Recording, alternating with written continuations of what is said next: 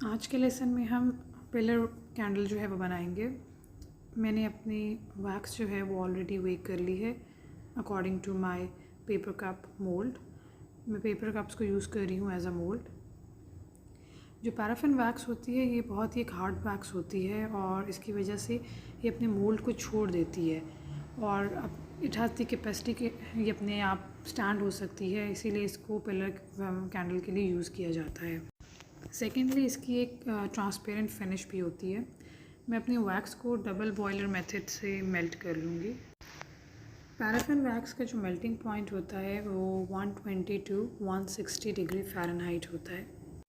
तो जब भी आपका टेम्परेचर इस टेम्परेचर के दरमियान में या साइड पे रीच करे तो that is the correct time that you have to add your dye into the wax, क्योंकि हमने डाई हमेशा तभी ऐड करना होता है जैसे ही आपकी वैक्स जो है वो मेल्ट होती है।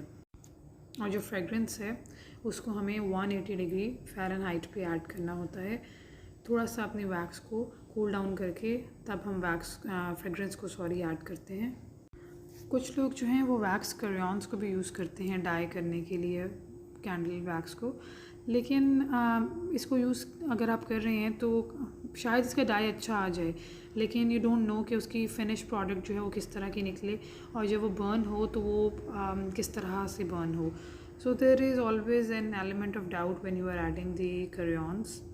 कलर डाइज जो ब्लॉक्स में मिलते हैं वो बहुत ही छोटी और कम क्वांटिटी में हमें मिलते हैं। तो बेसिकली बात ये होती है कि 1 ग्राम जो होता है आपका कलर डाई का that is enough for 100 grams of wax.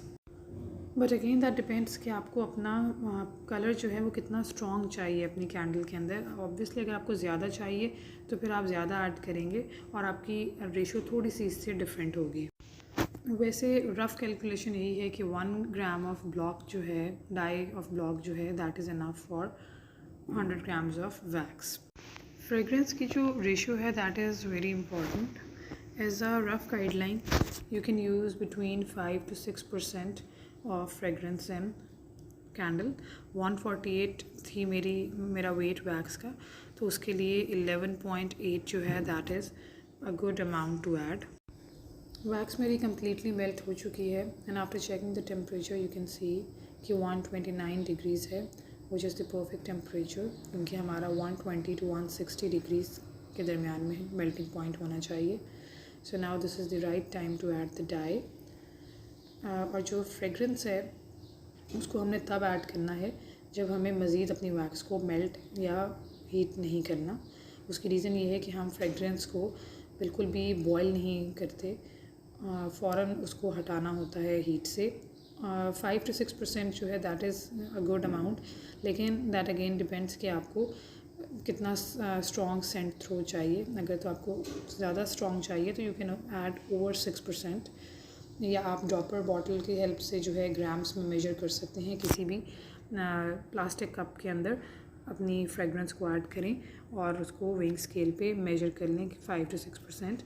अगर आपको ये नहीं करना तो आप ड्रॉपर के साथ भी यूज़ कर सकते हैं। मैं टिश्यू पेपर पे इसको डाल के ये देख रही हूँ, इससे जो है वो मुझे अपने डाई का जो है वो शेड पता चलता है कितना स्ट्रॉन्ग है।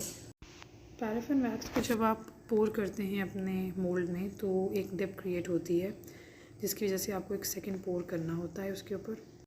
सेकंड पोर जो है वो भी फ़ौरन ही करना होता है जैसे ही आपकी फ़र्स्ट लेयर जो है वो सेट हो जाती है। You don't need to cool the first layer, otherwise वो दोनों लेयर्स जो हैं वो आपस में स्टिक नहीं होंगी।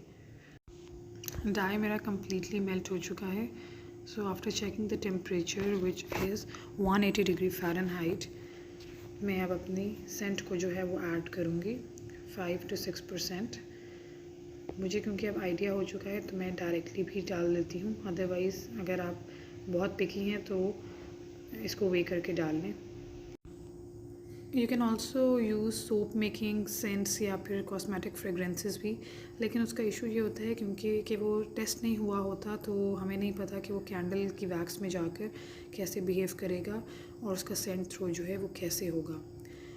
तो सबसे पहले जो है मैं अपने विक को ग्लू गन की हेल्प से नीचे पेस्ट कर लूँगी। पैराफिन वैक्स क्योंकि ट्रांसपेरेंट होती है तो इसमें कलर डाई जो है वो बहुत अच्छा नज़र आता है और उसका जो का पिगमेंट है वो बहुत अच्छे से आता है। सेकेंडली इसका सेंट थ्रो भी काफ़ी बेहतर होता है एज़ कम्पेयर टू सोए wax. Reason of using paper cup is कि जब आप अपनी कैंडल को अनमोल्ड करते हैं तो जो उसकी साइड्स होती हैं वो बहुत ही रिफाइंड और नीट होती हैं एज़ कम्पेयर कि जब आप एल्यूमिनियम मोल्ड को यूज़ करते हैं। उससे एट टाइम्स अनमोल्डिंग करते हुए कुछ रफ़ एजेस आपके बन जाते हैं which you can not refine later on. तो I always prefer using the paper cups. Other than that आप सिलिकॉन और एक्रिलिक मोल्ड्स को भी यूज़ कर सकते हैं। सबके पोरिंग टेम्परेचर्स डिफरेंट होते हैं, जो कि मैं ग्रुप में पोस्ट कर चुकी हूँ कि किस टेम्परेचर पे आपने किस टाइप ऑफ मोल्ड में पोरिंग करनी है। फ़र्स्ट पोर जो है 155 डिग्रीज़ पे मैंने कर लिया है। अब मैं इसको कुछ 30 मिनट्स दूँगी। So after 30 to 1 minutes to 1 hour you can see कि मेरी जो कैंडल है वो सेट हो चुकी है। फुली क्यूर्ड नहीं है लेकिन ये सेट हो गई है और यू कैन सी कि इसमें एक डिप है और इस डिप को फिल करने के लिए मुझे सेकंड पोर जो है वो करना है। दिस इज़ द रीज़न कि मैंने अपने कप को फुल ऊपर तक जो है वो फिल नहीं किया था। तो अब मैं सेकंड पोर करूँगी which will be a little cooler, that is around 145 degrees. और अब जब ये वाला जब मैं पोर करूँगी तो ये दोनों लेयर्स जो हैं आपस में स्टिक हो जाएंगी। अगर मैं पूरा इसको क्योर करके डालती तो फिर ये प्रॉब्लम करता, फिर ये फिक्स ना होता आपस में। अब मैं अपनी कैंडल को 24 आवर्स मिनिमम दूंगी ताकि ये सेट हो जाए। सो नाउ लेट्स सी ये 24 आवर्स के बाद कैसी है।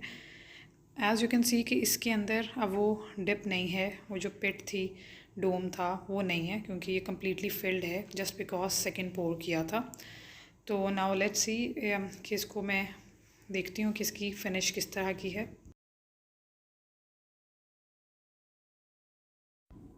पेपर कप को जो है वो मैं उसकी कटिंग कर लूँगी और अब मैं इसको देखती हूँ कि किस तरह से है। बहुत केयरफुली पेपर कप को आपने उतारना है, अदरवाइज़ नेल्स और स्क्रैचेस जो हैं उसकी सरफेस को लगेंगे तो आपकी जो कैंडल है वो अनटाइडी बनेगी।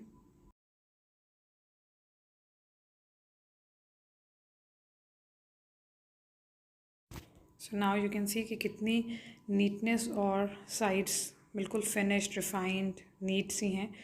और जो टॉप एज है अगर आप चाहें तो अगर आपको रेस्ड एज लगे तो आप इसको पेपर कटर से कटिंग भी कर सकते हैं, but I don't feel like, I like the way this candle is done. So this was all about pillar candle.